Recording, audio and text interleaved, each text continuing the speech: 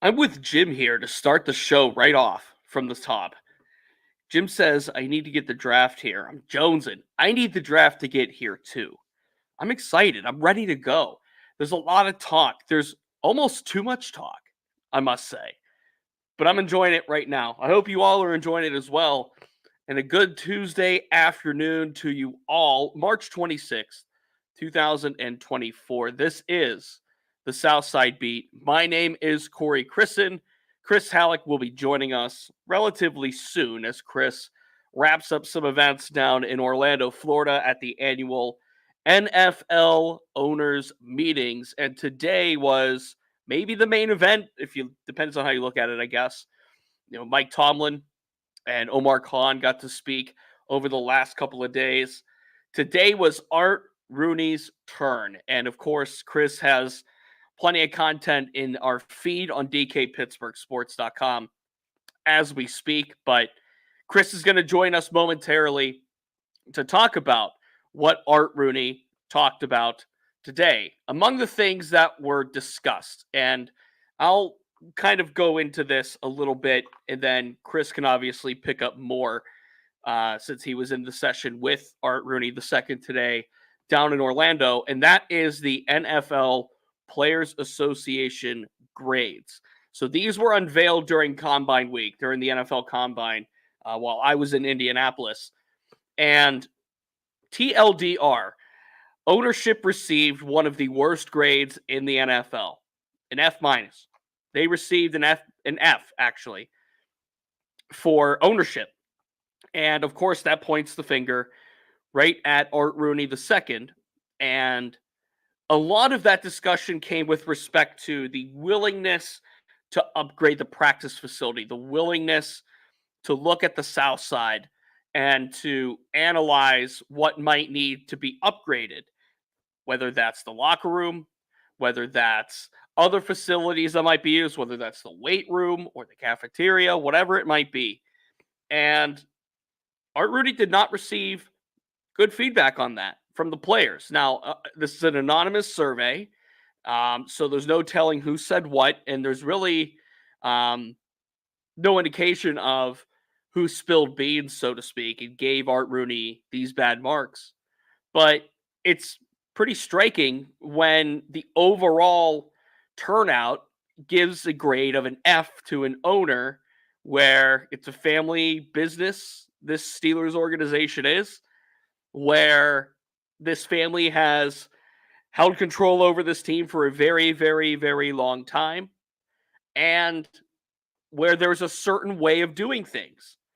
And to me, this isn't me sitting here saying, Art Rooney needs to get with the times and listen to his players or pony up money or stop being cheap. That's not what I'm saying. What I'm saying is, I think it's telling in a way that the players took umbrage with whatever it might be with respect to Art Rooney II. And they were able to do so. This is why the NFL does it.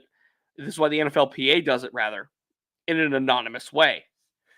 So Art Rooney II talked about that today. We'll have more from Chris Halleck whenever he joins us. He texted me probably 15 minutes ago as I record this and roll this live, that he was going to be able to join at some point, just wasn't going to be at the top of the show. So we will await Chris on that.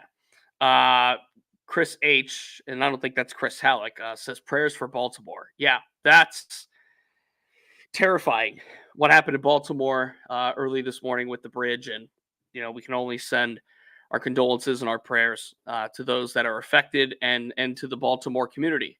Barbara says you don't have to say what needs to be done. No, I do not. That's up for the players. And quite frankly, that's also up to the Rooney family and Art Rooney II and how they spend their money on this franchise. These decisions that come down as far as this stuff is concerned with respect to what that player survey said, that ultimately does boomerang back to Art Rooney II. When you look at that survey, it talked about treatment of families. It talked about the facility. It talked about cafeteria. It talked about basically the working conditions that these teams go under. And when you look at some pictures on the internet of some of these other locker rooms and their practice facilities, it's it's understandable, to be completely honest. I'm not saying the Steelers practice in a dump. That's not what I'm saying, because they don't. They have a good facility. But some of these other places are getting upgrades as early as this year, last year, year ago, and some of these teams are dumping more money into their facilities. And also, let's not forget either that as teams get younger and they bring in an influx of youth, these players that are coming in via the draft, via these colleges nowadays, you should see some of these college facilities and how much money gets put into these college facilities. Look at Ohio State's facility. Look at Georgia. Look at Alabama. Look at these Power 5 facilities. Go over to the Pitt side even and look at some of the stuff from there, from that side of the facility. So, look, these NFL facilities are a different breed right now. And to talk about a certain Chris Halleck joining us, let's bring him in, because he was with our Rudy.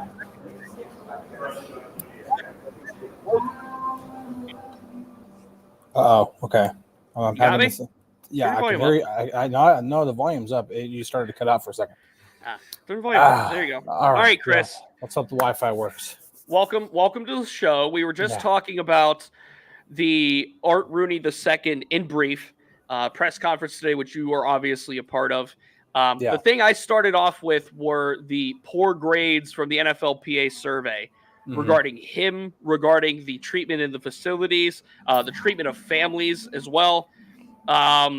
Let's hear what Art Rooney had to say, obviously, about everything, but let's start with those player grades and start with kind of how he perceived getting an F on that report card. Well, I mean, they seem to be very just not very affected by the NFLPA report card. He flat out said they care really only about what their players tell them directly.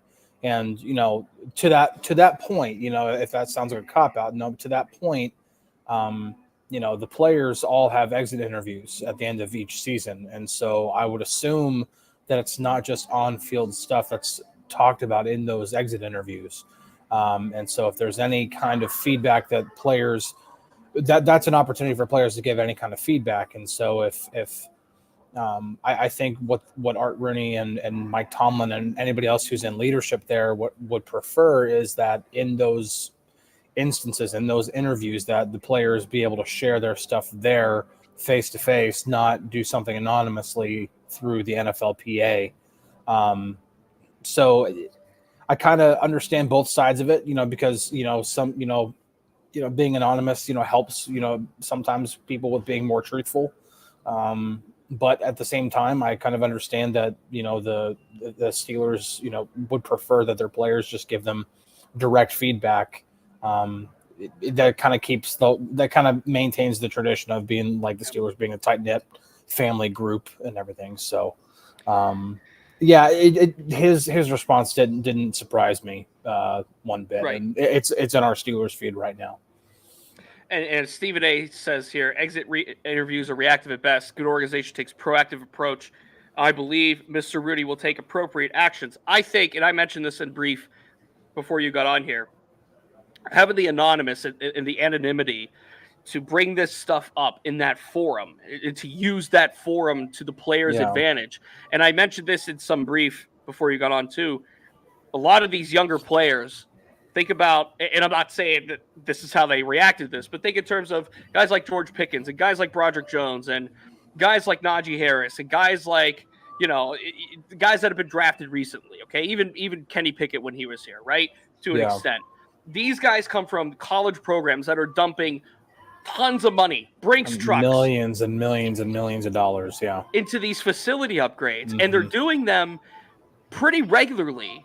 Yeah. And now when you have these players that go from state-of-the-art facilities in college to what works on the South Side and what they have on the South Side, Chris, you've seen photos, I'm sure, of Georgia and Ohio State and Alabama and all these other facilities, and they're way different. I think the one thing that, you listed schools specifically from either the Big Ten or the SEC.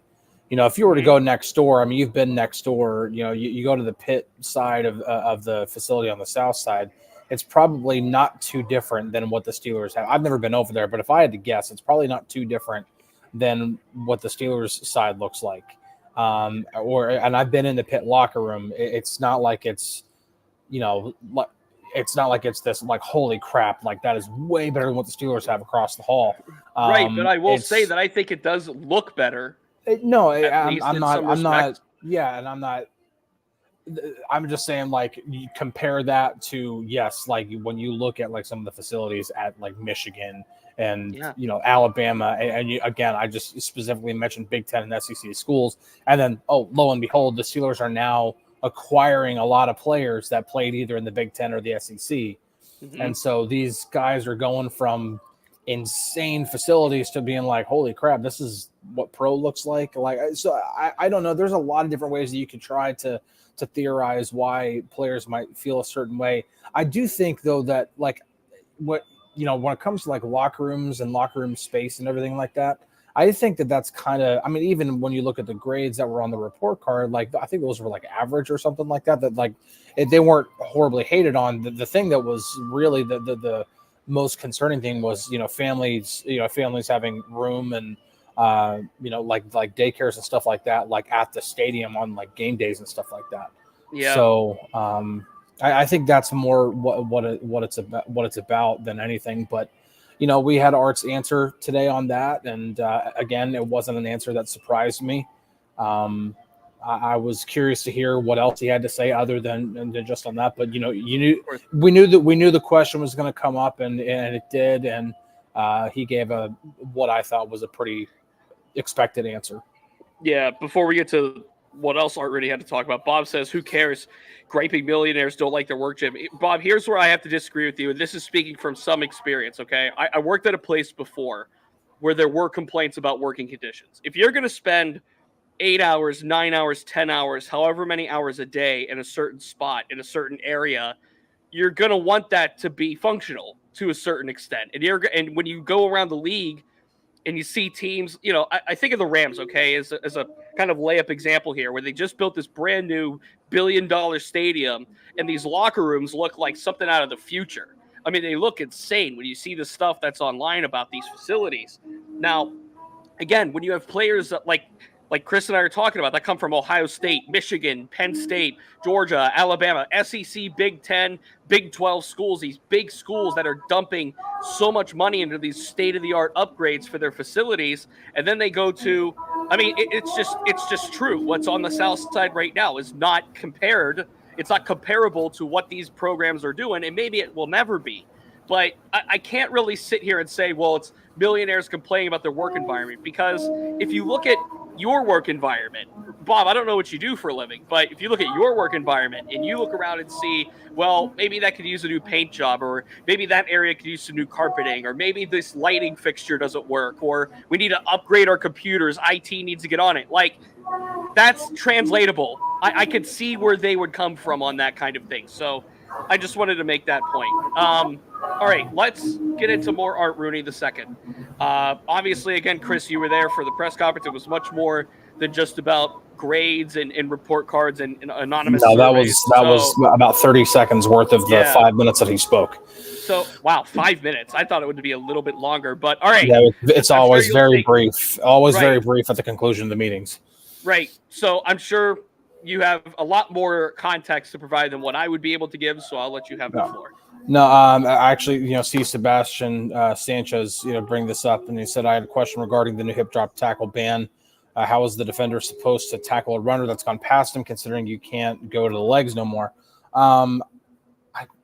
Correct me if I'm wrong, but I don't think there's actual language in any of the rules that says you can't tackle a guy at the legs, except for the quarterback, like in the pocket. Like, you can't like specifically go after the quarterback's legs, unless you're being like tackled down, unless it's completely unintentional, like you're being tackled down by an offensive lineman or something, and then your momentum's already going that way and it's completely unintentional. But if you like directly go for the quarterback's legs, then that's a penalty. But I think in terms of a ball carrier, I think that was the one big pushback whenever all the like penalties and fines for head to head, helmet to helmet contact, all that stuff was happening, that players are like, some players were saying, I'd rather you go for my head than go for my legs. But now, with all that, banning that was going on about, headshots, that the concern at that point was, okay, now my legs are going to be hit. The thing with the swivel hip drop tackle is it's we explained it yesterday. It's grabbing the hips, like while you're either beside or trailing or trailing the ball carrier, and you literally grab on and then completely unweight yourself, and then just from natural motion, your body literally swivels and then falls potentially on top of their knees, ankles, feet, whatever, and can cause them some serious injuries. That is the specific tackle that they're trying to get out of the game. Art, I asked Art about that because obviously the Steelers voted to ban it. And so I'll just read his quote directly. He said, as you may recall, we lost Le'Veon Bell for a whole season because of a tackle like that. We've had concerns about it for a while now. The biggest question is how our officials have a hard enough job, and so it's a hard foul to call. It'll be interesting to see how it gets called, but there's no question it could be a dangerous play. So, he pretty much brought up a lot of the same points that Mike Tomlin did, and Mike Tomlin, again, being on the competition committee, that you have now that's kind of consistent. Like, we want the tackle out of the game, but here's the concern about it. Now, how is it going to be officiated? And I think what the NFL is doing is, okay, well, let's just get rid of it and let's figure out the officiating portion of it, just as we go. And I'd prefer that to be a little more ironed out. And they do have some time. Obviously, it's March. Actual games don't begin until September, so they have some time to try to really work with officials and get something ironed out on being like, listen, if it's at all questionable or anything like that, like, you can't throw the flag. If it's an absolute, like, there's no question about it, it met every single bit of every word of the language of the rule, then throw the flag. I expect it to be very inconsistent in its first season. And Jim did say, yes, players were against the ban. Yes, they were. The NFLPA, at least, they put out a statement on it. But the Steelers actually pointed to a specific time in recent Steelers history, in which they lost a player to that type of a tackle. And obviously that cost Le'Veon Bell almost an entire season. So it's something that the Steelers were supportive of, not just obviously Art, whenever he cast his vote, but Mike Tomlin as well in the competition committee. So, Sebastian asks, could this be a one-year experiment or a permanent change? I didn't see anything that this was a one-year trial like the new kickoff rule. Yeah. That is a one-year trial, and then that has to be reinstated or voted on again next spring at the annual meeting. So I think that this rule is in place now. Obviously, if it's an absolute disaster when it comes to how it's officiated, then I would expect there to be proposals written up, possibly from even multiple teams, on how to possibly correct whatever issues we see. Which, by the way, there are going to be issues with it. Yes, there will. This is 100%. The catch. This is the catch rule for defense. To me, it's going to be too subjective at some juncture. We talked about this in brief yesterday. Mm-hmm. Like, they're making a measure. With every measure, needs to be countermeasures to balance it out. Yeah. Is this rule balanced enough as it sits right now for the competition committee, for the safety committee, whatever committee it needs to be able to say, we're good to push this forward, we're good to enact this, we're good to implement it? Like, and yes, Bayad says, have you seen the tackle that injured Mark Andrews? Not sure there's another way to bring that guy down. Like, I understand that, and you have to make that play. But that's the thing is, would you rather give up the 15 yards or give up the touchdown? So players are going to do it anyway on some level. Well, especially when they're that close to the end zone, where it's not even going to be 15 yards. It's going to be half the distance to the goal and an automatic first down. Yeah. So you would rather do that. And now, obviously, and again, there are multiple concerns about this rule. That's one of them, that players are going to do it anyway in certain circumstances. Like I mentioned yesterday, our offensive player is going to take advantage of this. What it feels like to me? You're a basketball guy in a way. It feels like a clear path foul, like a la clear path foul, where a guy's going to get a layup. He's on the clear path to a layup. Nobody's in front of him. And somebody catches up from behind him and grabs him by the waist in torques him or something to get a foul call. That's charging a foul, but what it's doing is instead of giving that player 2 free points via layup, it's making them earn those two points at the free throw line. And there's a chance at least that he misses one of the 2 or both of the free throws. Yeah. So like if there's a circumstance where, you know, Mark Andrews, I'll use him as an example, is on a breakaway, you know, beeline to the end zone, and then Patrick Queen runs up behind him and does the old roll on him with that hip drop. Okay, he's going to get the 15 yards. He's going to get the automatic first down. Maybe it's first and goal at the 2, but points are not on the board right now. And the Steelers defense has another chance to stop the Ravens from scoring. That's just an example on this. The one pushback that I would have on that is that this is going to be a personal foul, and personal fouls are subject to fines. That's also and so true. Yeah. with players being subject to fines on this, the NFL will not hesitate, especially with this being as popular as it was among both owners and the competition committee. That there was a lot of support for this to be approved, or to, you know, for the tackle to be banned.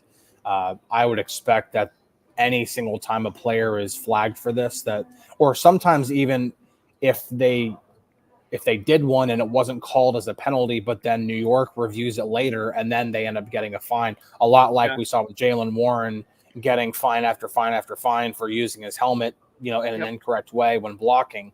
Didn't get penalized for it in the game, but got fined for it later. I would even expect that, like, that type of stuff to happen, and that's going to be really interesting to see again how that plays out. And I think it's going to create a lot of it's going to create a lot of tension between the league and the players on this, because there's it's interesting. Moving on to a couple of other things Art talked about.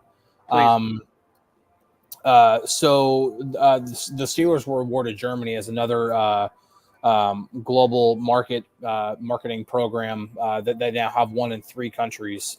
Well, kind of 4 technically.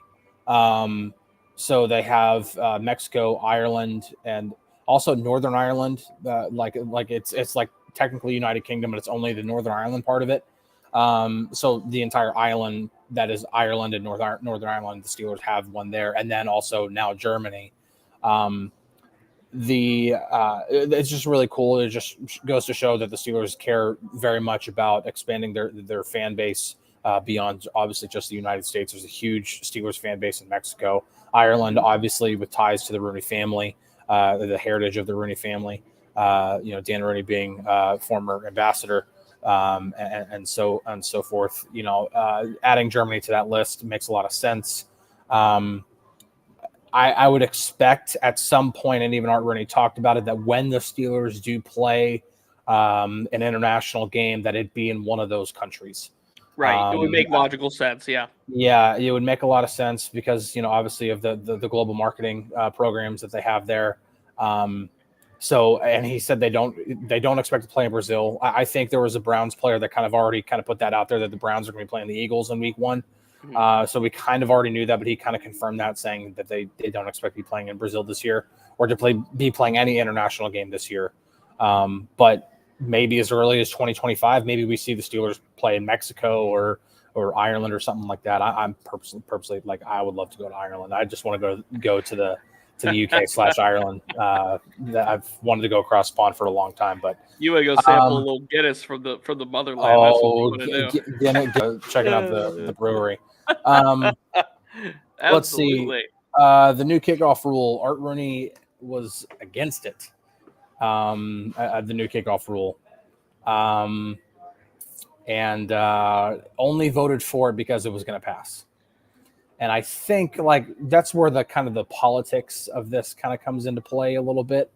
That might be something that Art Rooney does to maybe try to gain some favor, because the Steelers have a proposal or a thing out there to try to get the draft to come to Pittsburgh.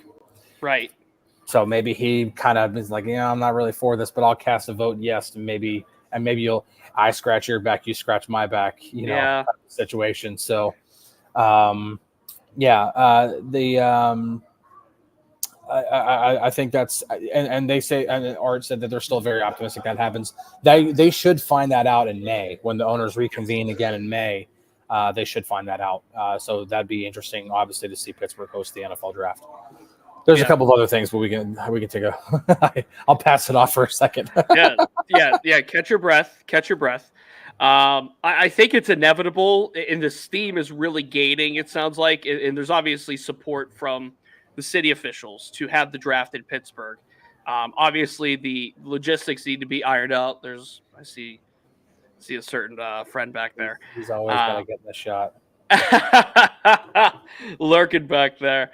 Oh, man. Obviously the draft is something that's really being pushed for around here, and city officials are doing their homework on it. And, we'll see what happens with that. I find it interesting. I'm glad you brought it up. The politics of the rule vote that Art Rooney II put on with the kickoff rule. For those that are unaware, the NFL is going to be adopting the XFL style kickoff rule for a season. Basically, the ball, let's say it's kicked off on the 35, as it usually is. Then the coverage team, the coverage team is going to be lined up at, what is it, the 40? The 40, the opponent's 40-yard line with the return team, all but 2 returners. So the other 9 are up, lined up 5 yards away from them, which they're pretty much trying to make it where it's more like a play from scrimmage. So when the player receives the kickoff, there's not a lot of high speed impacts when it comes to blocking. Obviously, when it comes to tackling, but a lot of the contact, it brings down the high impact, high speed stuff. Lori says the NFL has to change these rules. More and more parents are not letting their kids play football. And listen, I understand that. I'm a father of a 7-year-old and a 5-year-old. My son, my daughter plays sports too, but my son plays a number of sports, and he's expressed interest in loving football, and he's never asked me to play football, but I have a feeling that day is coming, and so when it comes, I've got to make a decision. Like, do I want to subject my kid to playing football and to subject him to possibly getting some serious head injuries? It's just something sport. Yeah, it's a very violent sport, and I think the biggest concern I have as a parent is it goes more toward, I don't know if I trust enough coaches that coach kids to coach them the proper way. Too many guys doing old school drills and stuff like that are not safe whatsoever. Oklahoma drills and stuff like that. But that's beside the point. But the NFL, they're trying to make it so that the kickoff is not a dead play, which it is right now. Yeah, I mean, Jim says get him into baseball. Baseball's his favorite sport. So, yeah. But no, get him a set of golf clubs. Get him going young. No, he wants to play golf too. Get him started on that scholarship. He's played now. Soccer. He's played a lot. But get him started on that golf scholarship now. The NFL is just trying to they're trying to revive the kickoff while also trying to keep it as safe as possible. And so they're going to try this for a season. I understand some trepidation because it is so different than what we've traditionally seen from the NFL. And so I'm interested to see how it plays out. There's still a part of me that's just interested. Like, I want to see what this looks like. I want to see, how does this add any excitement to the game, or does it possibly add too many injuries? And if it does, then it probably doesn't get renewed again next year, and then the kickoff just might be a dead play from here on out. So there's one person whose opinion I want on this, and I think you know who it is. He's got a wad of bubble gum in his mouth right now. There's your hint. Hey, you listen. Danny Smith was Art even said it. Danny Smith was one of the special teams coaches that helped put this thing together.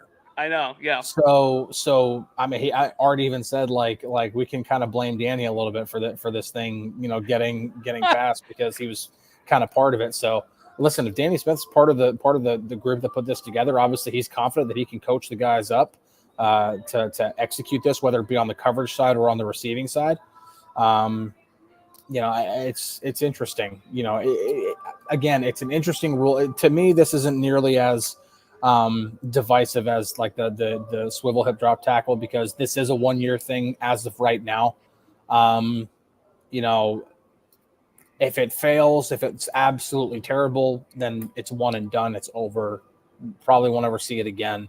And if it's something that a lot of fans like, and if it revives the kickoff and it doesn't, it revives the kickoff without, adding any real like risk of injury and stuff like that, then wow, the NFL figured out a way to bring the kickoff back whenever, kickers have found a way to boot the ball, 90 yards pretty much off the tee. Right. So, I was just talking with somebody. I was just talking with somebody about this today. Now, could you imagine if the kickoff got eliminated altogether, which I don't think it would be very radical. I don't think it's going to happen anytime soon, but this feels like it's a step away or a step closer at least. Yeah. And imagine the Steelers just paid Miles Killebrew, what, $5 million a year? And they offered him the second or one of the largest, at least, special teamer contracts in the NFL. Mm-hmm. Imagine the value of that contract if essentially one of the three phases of special teams gets eliminated between field goal kicking, punting, and kickoffs. Like, if one of those phases gets eliminated, then you're paying a guy that much money to do two jobs instead of three. And you're paying anybody or rostering anybody to do quite literally one less job. That's if the kickoff goes away. So, it's a dynamic that it's working towards, as you mentioned, like kickoffs were negligible in a lot of ways last year in the NFL. Now it's adding a little more of an element back into the kickoff. Today, I was over on the South Side talking to Pat Narduzzi, Pitt's coach, and he knows a thing or two about special teams. Mm-hmm. And we talked about, I asked him about the hip drop tackle, and someone else asked him about the special teams rule, the kickoff rule. And he was talking about how he would instruct his own place kicker, this is in college, to kick the ball sky high so the return man can get down the field and get a chance at it. There were talks about the strategy around what the rules are. And that's what is always going to happen. Teams are going to find their ways to bend the rules, to get the rules to favor them in whatever way they can. Bill Belichick became a master at this with kickoffs. It's saying, don't kick it out of the end zone, kick it deep, get some hang time on it, give our guys a chance down there. Instead of the ball being on the 25, it'll be between the 10, 15, 20-yard line. So it gives a 5-yard to 10-yard position, potentially 15 yards position advantage. And special teams coaches will work around this. But now it becomes, in the NFL, a little bit harder to work around because those opposing players are set so far up without a running start, but they're set so far up by the time the return man catches it. All right, we're at about 3:30, about 32 minutes after. Yeah.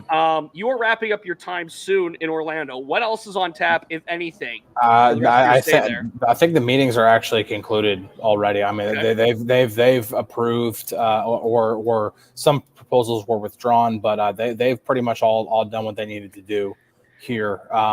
It wasn't nearly as contentious as like last year. Last year there was a few rules that were not quite decided on. By the time the meet, like Tuesday evening was coming around, and so instead of even waiting until Wednesday, they just pushed a lot of that stuff or tabled that stuff until May. I don't think that's really even happening here. Everything else got done. One thing we hadn't talked about, the trade deadline was officially moved back, and it was the Steelers, because there were two different proposals. One was from the Steelers, and the other one was from 5 teams. The one from the Steelers was to move it back a week. And then the one from 5 other teams was to move it back 2 weeks. And so the one with the Steelers that the Steelers proposed is the one that was approved. So the trade deadline is now the Tuesday after the Week 9 games, which is smack dab in the middle of the season now. So, I mean, it is what it is. I mean, they needed to do that. You look at the other 3, professional sports leagues in America, the other 3 major ones. All of their trade deadlines are way after the midway point. Much later in the season. Much later. I mean, shoot, like the baseball trade deadline, it's 4 months into the season. They only got 2 months of the season left. So, and NHL and NBA, I know it's definitely past the midway point. I don't know if it's quite as late as baseball, but it's late. And even then, even with this movement, the NFL still isn't that late into the season, but at least it moves it a little bit, gives teams options, for a longer period of time, which is what they should have. I do think it should be later. I think, maybe if enough injuries happen or in week 10 or week 11 or week 12, this season, then maybe just maybe there's another proposal next year to move it back again. I don't know, but at least for now, it was moved back a week, and it should have been. So glad to see that one pass, at least for me personally. I think it's just better for the game. But I think that it's pretty much wrapped up. There's a couple of different media things tonight, but some teams are already kind of taking off tonight. So there's a few other media things going on. So, but really Wednesday, there's now nothing going on. So maybe I can catch an earlier flight. We'll see. Yeah, there you go. Now I'm gonna real quickly before I lose my sight on this and before I forget, I'm gonna look up the pro day schedule because there will be pro days resuming. You said Wednesday tomorrow. Right? Let's see. So it is, but also important to note the Big 12 pro day, the collective pro day starts tomorrow. So that's probably a big reason why. Offensive skill players and defensive backs report to the Big 12 pro day tomorrow. And then also tomorrow on Wednesday, LSU, Ole Miss, Pitt, Tennessee, Wake Forest, Washington State all have pro days. So teams are probably flying out tonight to get to those pro days. And the big one, obviously, big ones, Big 12, LSU, probably Tennessee as well. And then Thursday pro days, that's when the Big 12, the skill players and the DBs will work out on Thursday. Duke has their pro day. There's a couple of, obviously, pros there. North Carolina, Rutgers, Washington, that's going to be a big one.